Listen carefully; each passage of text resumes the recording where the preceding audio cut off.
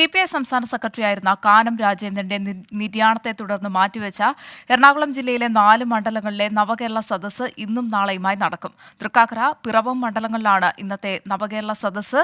മന്ത്രിസഭയിലേക്ക് പുതുതായി എത്തിയ രാമചന്ദ്രൻ കടന്നപ്പള്ളിയും KB ഗണേഷ് കുമാറും നവകേരള സദസ്സിനെത്തും. പ്രതിപക്ഷ യുവജന സംഘടനകളുടെ നേതൃത്വത്തിൽ പ്രതിഷേധത്തിന് സാധ്യതയുണ്ട്. നവകേരള സദസ്സിന്റെ ഔദ്യോഗിക സമാപനം കഴിഞ്ഞതിനാൽ പ്രഭാതയോഗങ്ങൾ ഉൾപ്പെടെയുള്ള ചടങ്ങുകൾ ഒഴിവാക്കിയാണ് എറണാകുളം ജില്ലയിലെ 4 മണ്ഡലങ്ങളിലെ നവകേരള സദസ്സ് നടക്കുക. പൊതുയോഗങ്ങളിലേക്കാകും മുഖ്യമന്ത്രിയും മന്ത്രിമാരും നേരിട്ടെത്തുക. ഇന്ന് ഉച്ചകഴിഞ്ഞ് 3 മണിക്ക് തൃക്കാക്കര മണ്ഡലത്തിലെ സദസ്സ് കാക്കനാട് പോലീസ് പരേഡ് ഗ്രൗണ്ടിൽ നടക്കും. വൈകിട്ട് 5 മണിക്കാണ് പിറവം മണ്ഡലത്തിലെ നവകേരള സദസ്സ്. ഗവർണർ കേന്ദ്ര സർക്കാർ നിലപാടുകൾക്കെതിരെ വിമർശനമാകും മുഖ്യമന്ത്രിയും മന്ത്രിമാരും ഉന്നയിക്കുക. നവകേരള സദസ്സിൽ ലഭിച്ച പരാതികളിൽ പരിഹാരമുണ്ടായിട്ടില്ലെന്ന പ്രതിപക്ഷ ആരോപണങ്ങൾക്കും മുഖ്യമന്ത്രി മറുപടി നൽകിയേക്കും. പ്രതിപക്ഷ യുവജന സംഘടനകളുടെ നേതൃത്വത്തിൽ പ്രതിഷേധവുമുണ്ടാകും. അടിച്ചാൽ തിരിച്ചടിക്കുമെന്നാണ് പ്രതിപക്ഷ നേതാവിന്റെ ആഹ്വാനം. തൃക്കാക്കരയിലെ നവകേരള സദസ് വേദിക്ക് ബോംബ് ഭീഷണിയുണ്ടായതോടെ പോലീസ് സുരക്ഷയും വർദ്ധിപ്പിച്ചിട്ടുണ്ട്. 24 കൊച്ചി.